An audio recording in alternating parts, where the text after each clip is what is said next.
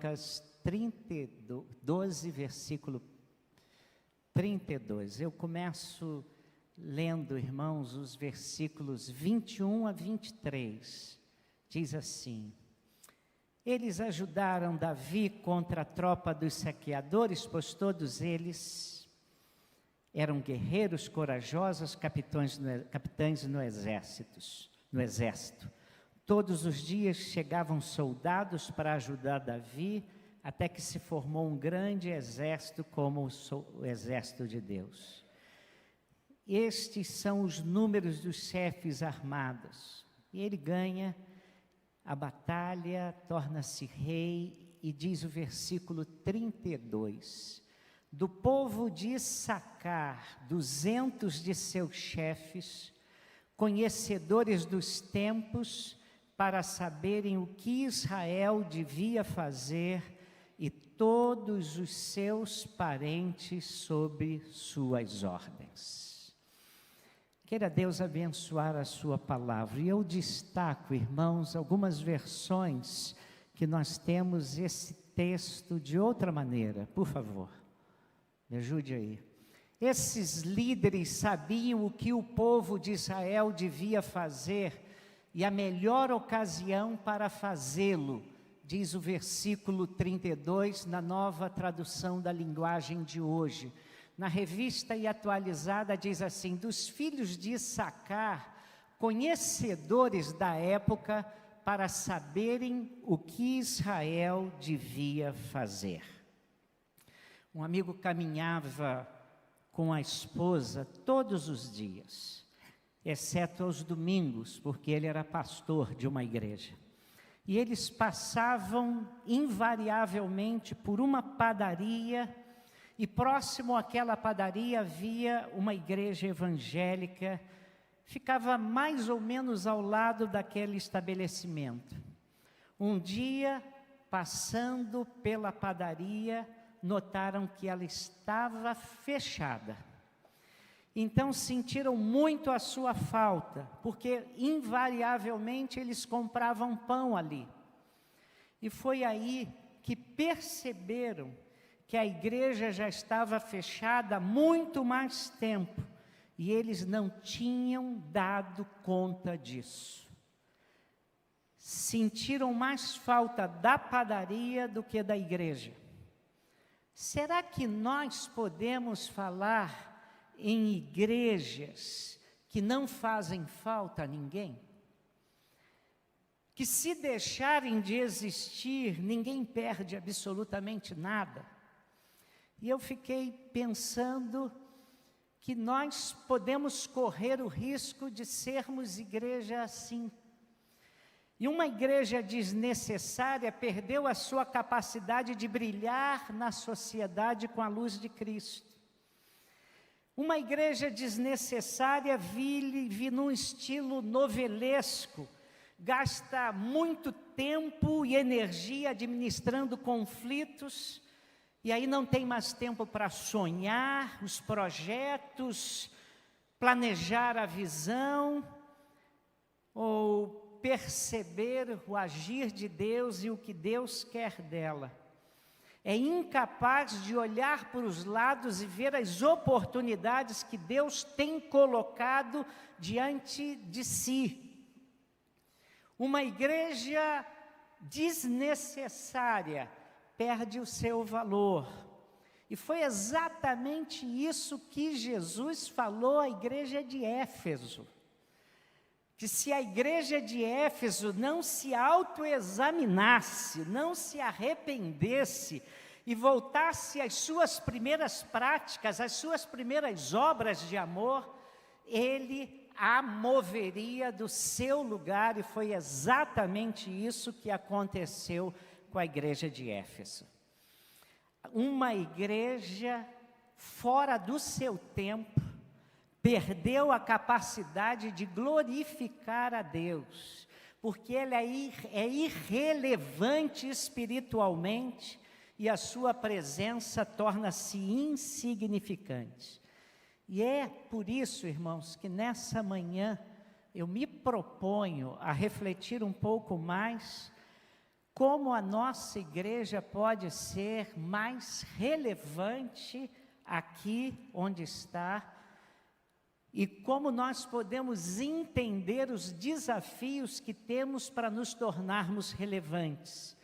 Uma igreja relevante na nossa sociedade hoje prega o Evangelho, continua agarrada aos padrões do Evangelho, mas se adapta.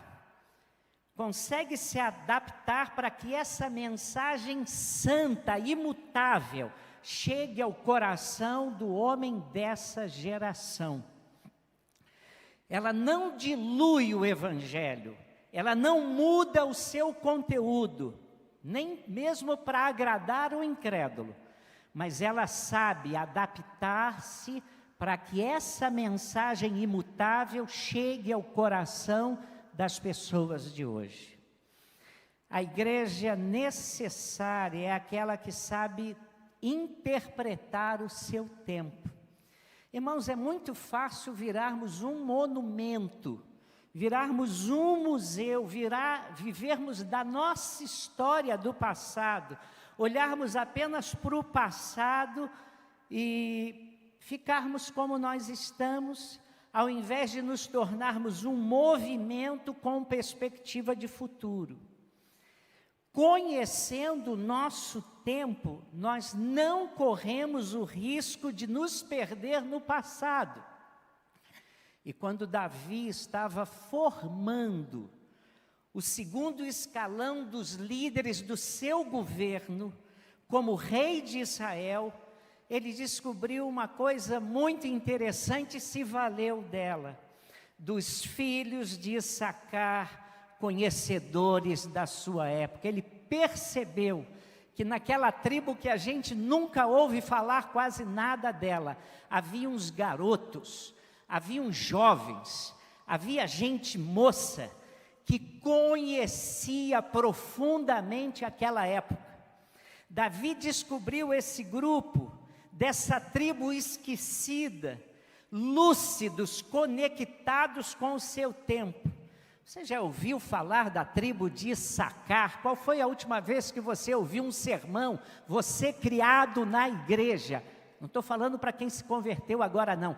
Você criado na igreja. Qual foi a última vez que ouviu falar de alguém pregando algo sobre a tribo de Issacar?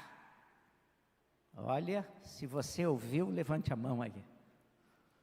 Aqui ninguém na internet, tá? Ninguém, tá? O que esses jovens tinham de especial? Esses jovens eram conhecedores do seu tempo.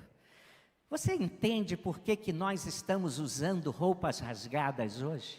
E comprando caro roupas rasgadas? Você entende por que as pessoas aparecem com o cabelo desgrenhado e aí que tá bom? Deixa eu ajeitar aqui. Você entende por quê? Você entende por quê? Você entende por que nós, pastores, já não chegamos ao culto de paletó e gravata? Você entende isso? Você entende por que as pessoas vêm com roupas aparentemente desleixadas? Você sabe por quê? É o reflexo do nosso tempo. Isso tem a ver com a filosofia do nosso tempo, e você está consumindo isso sem perceber. Tem a ver com o pós-modernismo, época em que vivemos. E você consome tudo isso e não se dá conta. Você realmente entende o que está acontecendo ao seu redor? Eu tenho encontrado muitas pessoas que se perdem na memória de um bom tempo que já tiveram. E aí vivem agarradas ao passado e não conseguem mais projetar as suas vidas em relação às novas oportunidades que estão surgindo. Foi exatamente isso que aconteceu com a mulher de Ló. Ela não podia ver nada de bom no futuro, tudo de bom estava no passado para ela. Que geração é essa? Que geração é a nossa? com quem estamos convivendo. É uma geração mística, que procura forças sobrenaturais, experiências espirituais diferentes, mágicas. É a pessoa que nega a existência de Deus, mas crê na energia vinda de um cristal. Que nega a historicidade de Jesus, mas acredita em duendes. É uma geração experiencialista. Tem a experiência pessoal como fonte prioritária do seu conhecimento. É uma geração relativista. Para ela não existe verdade absoluta. Você tem a sua verdade e ela tem a sua verdade. Tudo é relativo e subjetivo. É de acordo com a sua percepção. Eu tenho a minha verdade, você tem a sua. É uma geração pluralista. Tem duas ou mais crenças religiosas, às vezes antagônicas, mas aceitáveis. Ele é cristão, mas também aceita princípios do budismo, por exemplo. É uma geração subjetivista em suas visões, e as suas interpretações é que estão certas. E é uma geração de relacionamentos descartáveis. Já ouviu falar em amor líquido? Já ouviu falar em amor líquido? É exatamente isso. Você se relaciona com a pessoa enquanto isso lhe traz satisfação. E você não tem nenhum problema em substituir essa pessoa por outra, se os outros prometerem ainda mais satisfação ainda. E mais do que isso, é uma geração que vive no mundo virtual. Então, meus amigos da internet, nós estamos vivendo nesse tipo de mundo. E é nesse mundo que a nossa igreja é chamada para pregar o Evangelho, chamada a pregar diante de uma geração assim. Então nós precisamos, como Davi precisou na sua época, de pessoas que saibam traduzir a igreja nesse contexto histórico. Jovens, e podem ser não tão jovens, que amam a Deus, que possuam formação sólida e possuam compromisso sério com o Senhor, mas que ao mesmo tempo consigam fazer uma leitura correta da sociedade e dos desafios atuais. Gente que saiba fazer uma ponte entre a nossa geração e o Evangelho de Jesus Cristo e a mensagem dos céus. Esse é o nosso desafio hoje. Esse é o desafio da primeira igreja batista em Teresópolis. É o meu desafio, o seu desafio. Nós não podemos ignorar o que fez Davi ao chamar os jovens de Issacar para ajudá-lo a governar. Que seria então uma igreja que compreende o seu tempo? Eu vou dar alguns destaques. Uma igreja que compreende o seu tempo é culturalmente relevante. Pastor, o senhor está falando em cultura. Cultura é um perigo, pastor. Estou ouvindo você me dizer isso. Mas nós somos convidados a nos engajar na cultura por causa de Cristo. Anos atrás, na Faculdade Batista do Distrito Federal, eles receberam um preletor especialista em evangelização urbana. E aquele preletor internacional foi falar ali. E ele começou perguntando quantos semestres eles estudavam de grego, quantos semestres aquela faculdade ensinava de hebraico, quantos semestres eles ensinavam pregação homilética.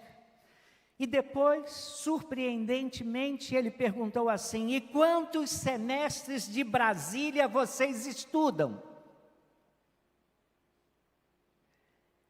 E o diretor daquela faculdade disse o seguinte, aquilo me deu um clique. Nós não estudávamos a nossa cidade, uma cidade singular, distinta das demais, onde nós estávamos a viver e a trabalhar. No entanto, não é só conhecer apenas o lugar onde as pessoas estão, mas a mente das pessoas que vivem ali. Paulo, escrevendo aos crentes em Corinto, fez isso. Paulo fez isso. Paulo, escrevendo aos crentes em Corinto, no capítulo 9, ele diz assim, tornei-me judeu para ganhar os judeus. Vocês estão com pouca convicção, irmãos. Para os que estão debaixo da lei, vivi como se estivesse debaixo da lei. Vocês estão com pouca convicção, hein? Para os sem lei, vivi como se estivesse... Está melhorando. Sem lei. Fiz-me fraco para os fracos, para ganhar os fracos. Fiz-me tudo para todos, para por todos os meios chegar a salvar alguns. 1 Coríntios 9, versículo 22. Ele buscava conhecer as pessoas à sua volta. Para quê? Para que pudesse ganhá-las para Cristo. E aí, se você está lembrado, quando Paulo chega a Atenas, esperando a chegada dos seus 2 auxiliares, quando ele chega à terra da filosofia, ele não começa a pregar lá Moisés, mas ele começa a pregar pelo nível dos atenienses. Ele começa pela filosofia. Ele conhecia a cultura daquele lugar e o seu sermão, apesar da falta de compreensão de alguns comentaristas que dizem ter sido um sermão improdutivo, é uma peça tremenda de adequação ao momento e à cultura à sua volta. E o sermão de Paulo não foi improdutivo, não, porque lá em Atenas houve conversões, inclusive do administrador do Areópago, Dionísio, está lá em Atos 17. Seria mais ou menos como se o reitor de uma universidade se convertesse. Então nós temos de estar antenados para conhecer a nossa época e a cabeça das pessoas com quem convivemos aqui nessa cidade, irmãos. E aí nós enfrentamos 2 desafios, 2 riscos. O primeiro risco chama-se obscurantismo. Pastor, isso está meio complicado hoje, deixa eu tentar explicar.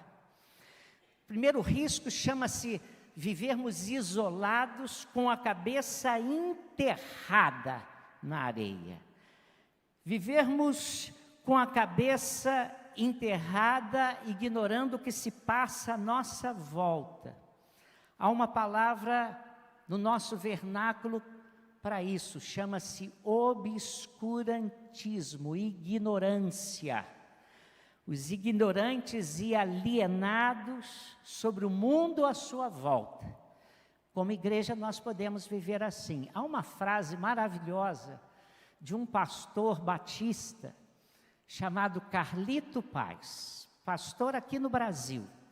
Carlito Paz, que é pastor da Igreja Batista, primeira Igreja Batista, Igreja da Cidade. E ele diz assim, se o século XX voltar, presta atenção, se o século XX voltar, muitas igrejas estarão preparadas para recebê-lo. Olha o que ele diz, se o século XX voltar, muitas igrejas estão preparadas para recebê-lo. Mas eu tenho uma notícia para vocês, o século XX não vai voltar. Igrejas que historicamente se acomodam. A verdade de Deus é eterna para todas as culturas, quero grafar isso, irmãos. Mas igrejas que vivem no modelo de 50 anos atrás podem se tornar irrelevantes e desnecessárias para o século 21. Nós estamos no século 21. Eu sei que você já está com medo de mim. O que esse pastor está inventando? Vai mudar tudo aqui nessa igreja? Claro que não, irmãos. Mas estou realçando para vocês que a igreja precisa se tornar relevante. A igreja, presta atenção, olha a distinção. A Bíblia é relevante, mas talvez possamos não ser. Está entendendo? Santidade não é mera separação do mundo. Porque se você está lembrado, Jesus orou na oração sacerdotal, lá em João 17, Jesus fez a oração assim: não rogo que os tires do mundo, mas que os guardes do maligno. Eles não são do mundo, assim como eu também não sou. Santifica-os na verdade, a tua palavra é a verdade. Assim como tu me enviaste ao mundo, eu também os enviei ao mundo. Não é fugirmos do nosso mundo, mas nos afastarmos do pecado. Esse é o desafio, nos afastarmos do pecado, sim. Não termos compromisso com o pecado. Esse é o desafio da igreja, estarmos no mundo vivendo de uma maneira santa. Estarmos no mundo com os valores do Evangelho. Só que nós sabemos traduzir os valores do Evangelho para essa geração. É se afastar do Evangelho, mas continuar no mundo salgando, iluminando, mostrando Deus, mostrando a mensagem do Evangelho. Esse é o nosso desafio. E no contexto dos nossos dias, como é que nós podemos ser relevantes? Nós não precisamos tornar o Evangelho relevante, ele já é. Um risco é nos afastarmos completamente do mundo e não o influenciarmos. E o outro, segundo risco, o primeiro é o obscurantismo, enterrarmos a cabeça. E o segundo é o sincretismo. Que é isso, pastor, o senhor está falando hoje tão difícil. É a fusão de diferentes cultos e doutrinas. E aí, nesse caso, a gente se perde e fica parecido com o mundo. Nós tornamos o evangelho diluído, aguado, e torna-se um evangelho cor-de-rosa, que não existe nas escrituras. Quando o evangelho se confunde com a cultura, ele torna-se irrelevante e desnecessário. Ele deixa de ser sal que salga o mundo e torna-se sal dentro do saleiro. Ele torna-se luz debaixo do candeeiro, não serve. Bom, e aí?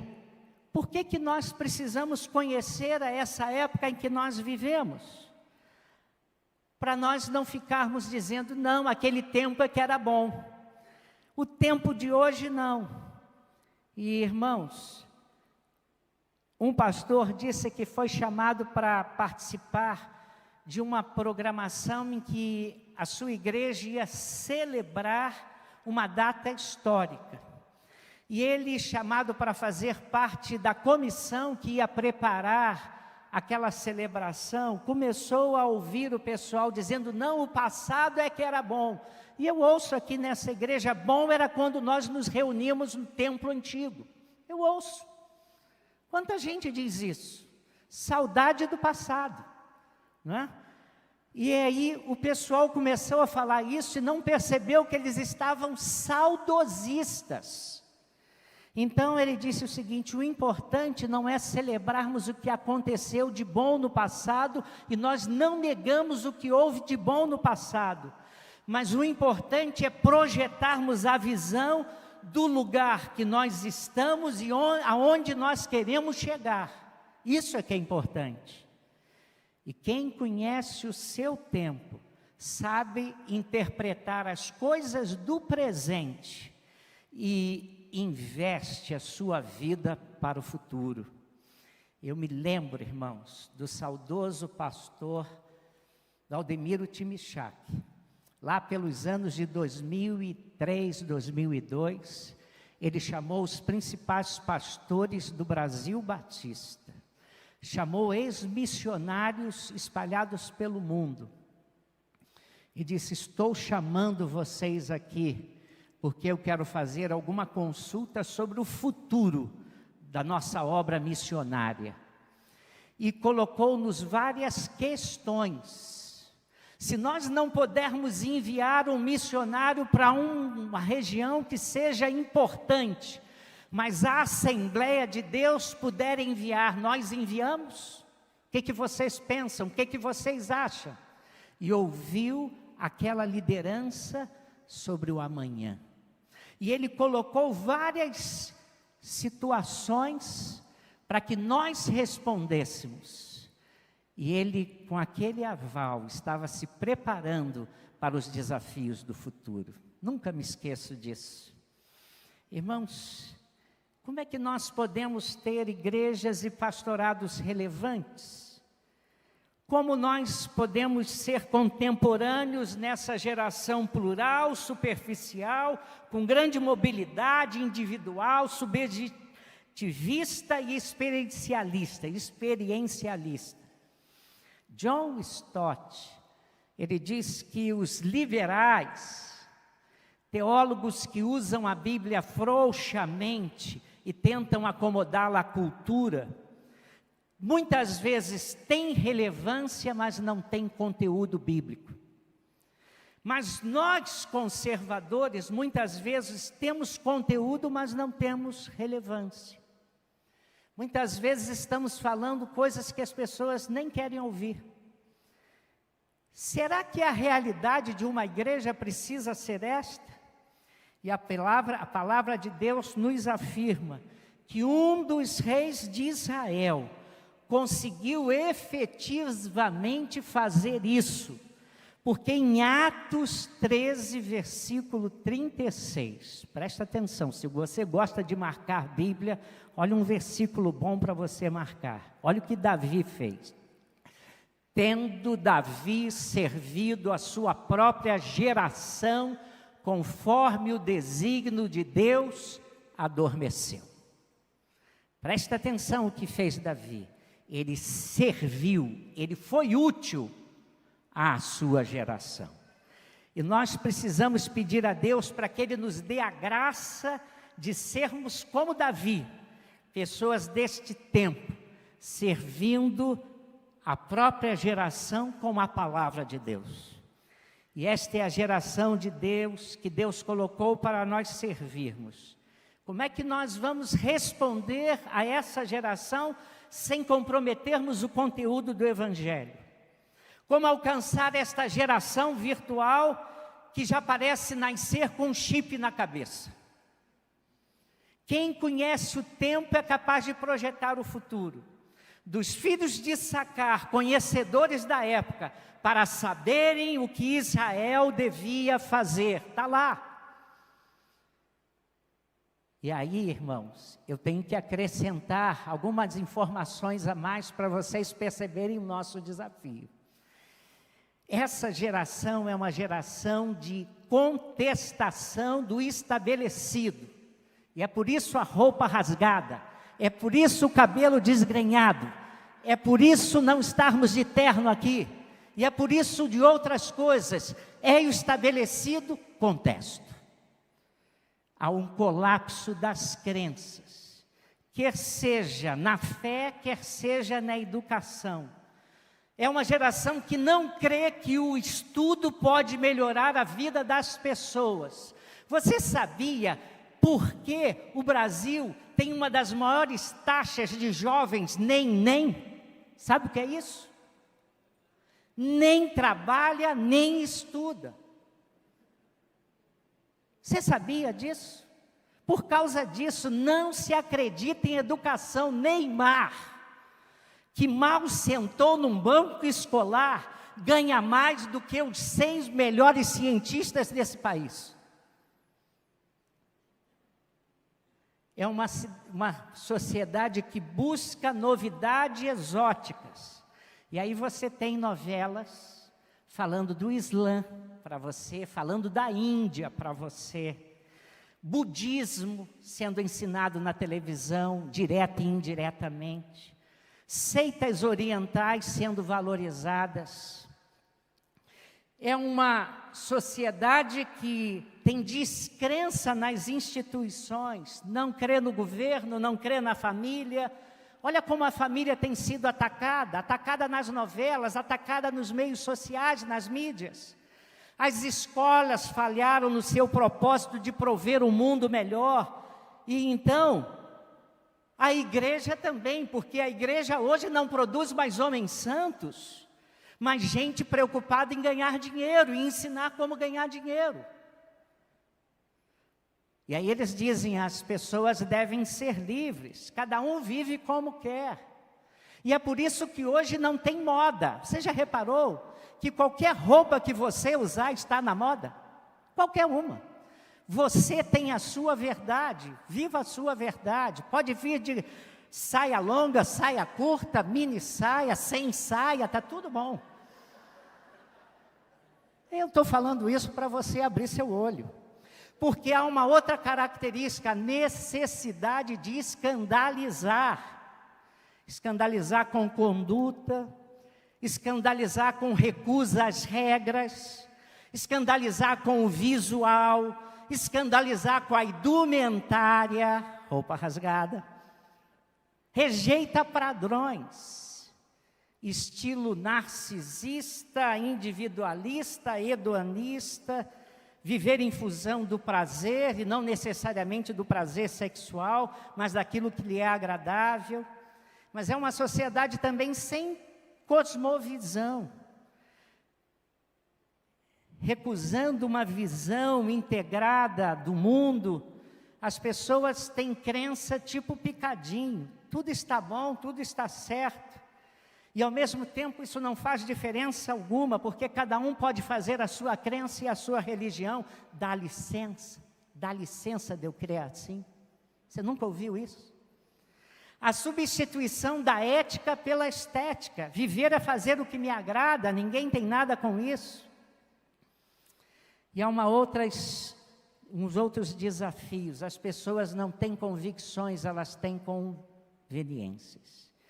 E por conhecerem o seu tempo, aqueles jovens de Davi eram capazes de criar estratégias corretas. Conhecedores do seu tempo para saberem o que Israel devia fazer.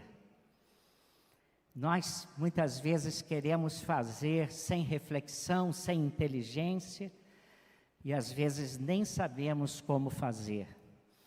E muitas vezes nós podemos nos comparar a Carolina daquela música do Chico Buarque de Holanda. Lá fora, amor, uma rosa nasceu, todo mundo sambou, uma estrela caiu. Eu bem sei que mostrei sorrindo pela janela, olha que lindo. Só Carolina não viu. Muitas vezes nós somos crentes carolinas, o mundo está mudando à nossa volta, e nós não vemos que as coisas mudaram. Visão é antecipar o futuro. E irmãos, eu tenho que correr, só para os irmãos perceberem a importância disso. Dizem que, alguns anos atrás, chegaram para os grandes relojoeiros suíços e disseram para eles que eles deviam mudar os relógios manuais que eles faziam por relógios de quartzo. E os suíços, donos e os grandes influenciadores do relógio do mundo disseram, nós estamos ganhando com isso, quem vai se ligar para relógio de quartzo? E aí vieram japoneses e começaram a usar os relógios de quartzo. Hoje 80 e tanto % dos relógios são de quartzo. Sem contar os relógios digitais que já estão aí. Pararam no tempo. Você já ouviu falar na Kodak? Foi a maior distribuidora de filme, de fotografia. O que é a Kodak hoje? Parou no tempo, irmãos. Sabe, irmãos, tanto nos dias de Davi como de hoje, precisamos de pessoas que saibam traduzir o contexto histórico que vive.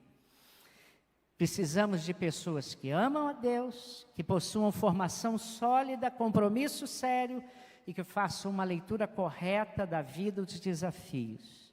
Quais são os desafios? O pastor Isaltino Gomes Coelho Filho, fazendo uma preleção para pastores do sul de Minas, pastores batistas, ele agendou alguns desafios da igreja hoje para ela ser relevante.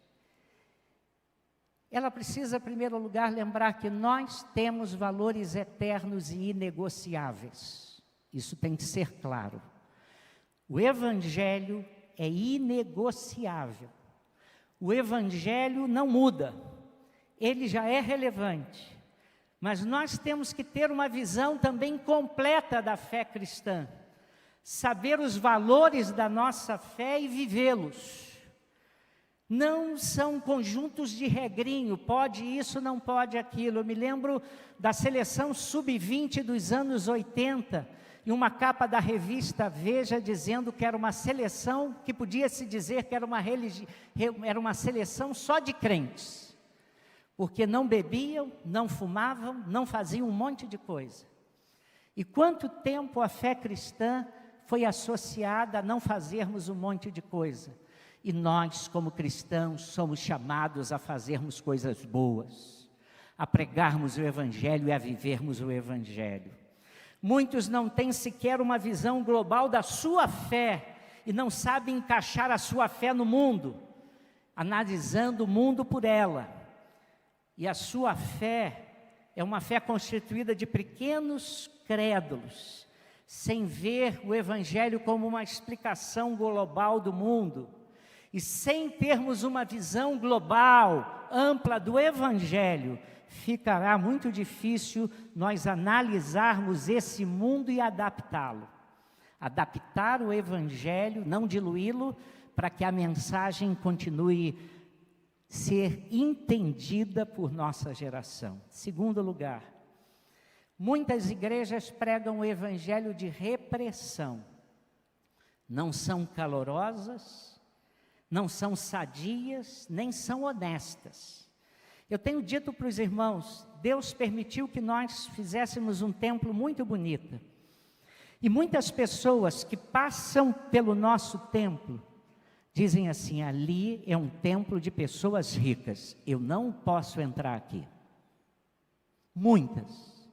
De sorte, irmãos, que nós temos que ser calorosos. Nós temos que tratar qualquer pessoa que chega aqui com muito amor. A pessoa tem que se sentir bem-vinda, a tal ponto que ela diga assim, não entendi nada desse pastor. Fala no púlpito umas coisas que eu não entendo, mas esse pessoal é maravilhoso. Devemos ter líderes que sejam referenciais para os nossos jovens e para os nossos amigos. E isso não acontece aqui dentro, não, isso acontece lá fora. Nós temos que ser referenciais para as pessoas lá fora. Terceiro desafio é a nossa coerência. Pessoas vejam que amamos, vejam que a amamos, e não amamos mais nossas ideias do que a elas. Não amamos mais o nosso templo do que a elas. Não amamos mais o nosso ministério do que a elas. Também vejam que nós amamos o que fazemos, nós sentimos prazer nas coisas de Deus. Seu filho percebe se você canta o hino do Flamengo com mais amor do que qualquer hino da igreja. Seu filho sabe se você fala mais do Fluminense do que de Cristo na sua casa. E olha que o Fluminense perdeu ontem. 4-2, do Vasco, irmãos. Puxa, do Vasco, né? Fechei parênteses, irmãos, né? Eu mesmo fui pastor de uma igreja que cantava, meu coração transborda de amor. Entrei num tom alto, né? E viviam brigando. Aí um dia eu proibi que eles cantassem isso. Proibi, irmãos. Pastor, proibi. Não vão cantar meu coração transborda de amor enquanto vocês não aprenderem a se amar.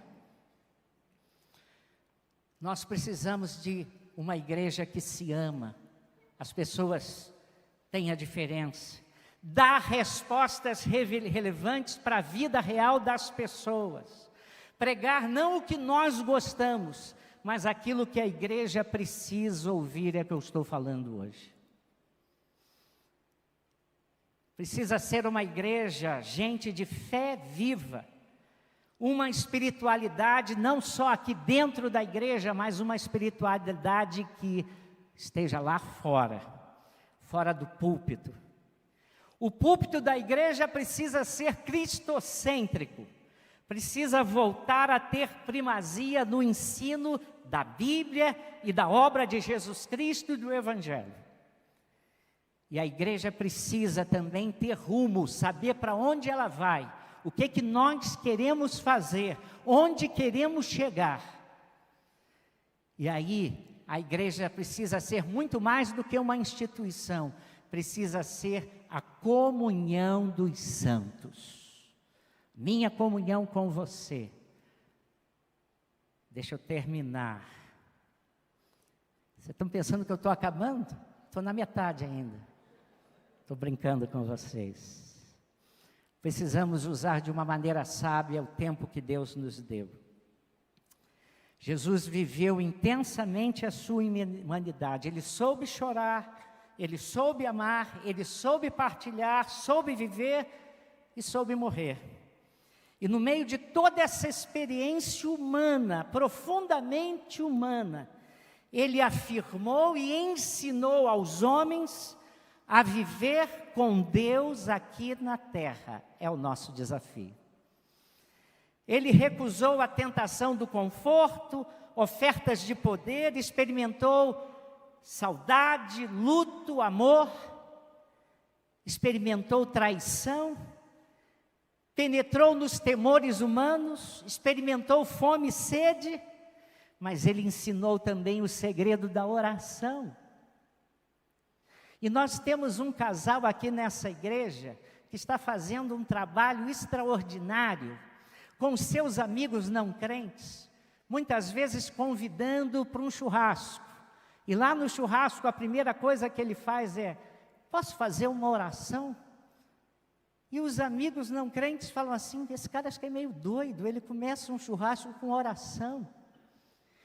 E ele está nos ensinando isso, irmãos, a termos intencionalidade, chamarmos os nossos amigos com intenção de deixarmos a nossa vida com Cristo marcada no coração dessas pessoas.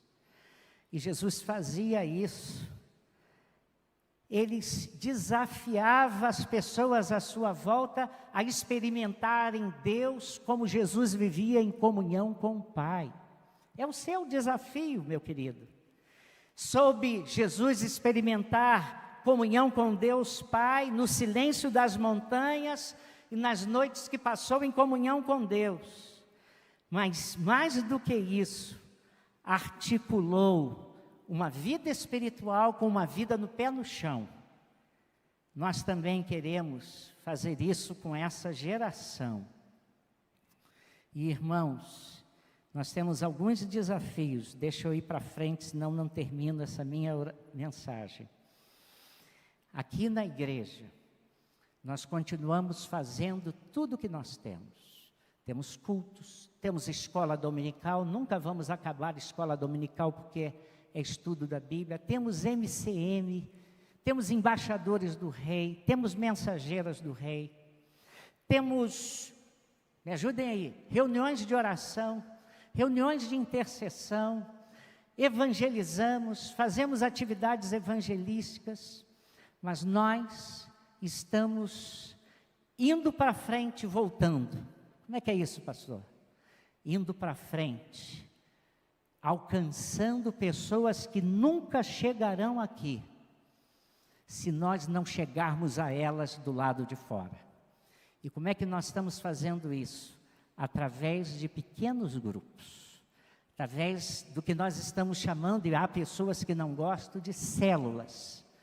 Porque o nome células deu problema lá no início dos anos 2000. Mas nós estamos falando pequenos grupos e células. Estamos abrindo nossas casas e estamos fazendo um programa de evangelização através dos nossos lares. Por que eu estou dizendo que estamos indo para frente e indo para trás? Porque quando você vai ao livro de Atos, você vê que a igreja começou nas casas. E a igreja se abria nas casas. Né, Hélio? É isso? É isso, o Hélio está ligado. E nós estamos fazendo alguns cursos de formação para esse novo desafio. Nós queremos pequenos grupos, sim, mas com DNA da primeira Igreja Batista de Teresópolis. E aí, irmãos, nós estamos abrindo uma oportunidade de você ser treinado. E como é que você vai ser treinado? Fazendo esse curso à tarde, de 4h30 até às 6h30, todos os domingos, em que você vai aprender uma série de coisas, reviver alguma coisa que você já sabe. Mas para ter o foco no ministério, você precisa se inscrever e participar. E aí, nós vamos continuar aqui e não vamos mudar nada. As mensagens são as mesmas. Os grupos de reunião são os mesmos. Tudo o que fazemos serão os mesmos, mas vamos avançar com esses pequenos grupos. A nossa experiência tem sido fascinante, é um movimento calado nessa igreja. Mas hoje nós temos na nossa igreja, nós começamos com 3 pequenos grupos nessa nova fase, e hoje nós estamos avançando para 16 grupos. E por que não somos mais? Porque nós estamos nos aguentando, porque queremos fazer dentro de alguns princípios. E Deus tem trazido muitos visitantes que primeiro foram aos lares e depois estão chegando aqui. Já temos gente se batizando e já batizei alguns, que foram alcançados nos lares, não foram alcançados aqui. Vieram para a classe do pastor e aí estão aprendendo doutrina na classe do pastor. Estou preparando um grupo de 8 ou 9 para ser batizado, possivelmente em outubro. Mas temos mais gente decididos, e temos gente que frequenta os lares e não vem aqui. Nessa nossa apresentação da experiência com Deus, nós tivemos muitos desses amigos vindo a primeira vez no nosso culto, e alguns deles fizeram decisão. E nos disseram coisas extraordinárias. E eu quero dizer para o irmão, nós precisamos ter sensibilidade para saber chegar ao coração das pessoas que detestam templo, que não gostam de crente, que quando ouvem a palavra evangélico querem sumir, mas que sejam evangelizadas sem saberem que estão sendo alcançadas por o Evangelho através da velha metodologia e nova metodologia, de com a nossa vida, com a nossa casa, com os nossos valores, eles perceberem que Deus é real e faz diferença. Então, irmão, se você ainda não se inscreveu para fazer um dos nossos cursos, se inscreva. Domingo que vem, são 2 meses agora. Domingo que vem nós vamos começar o curso Crescer.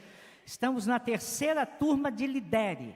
E você tem que caminhar, porque uma igreja que queira ser relevante tem que ir para frente e chegar ao coração da sua geração, com valores imutáveis, intransferíveis, não diluídos, do Evangelho de Jesus Cristo.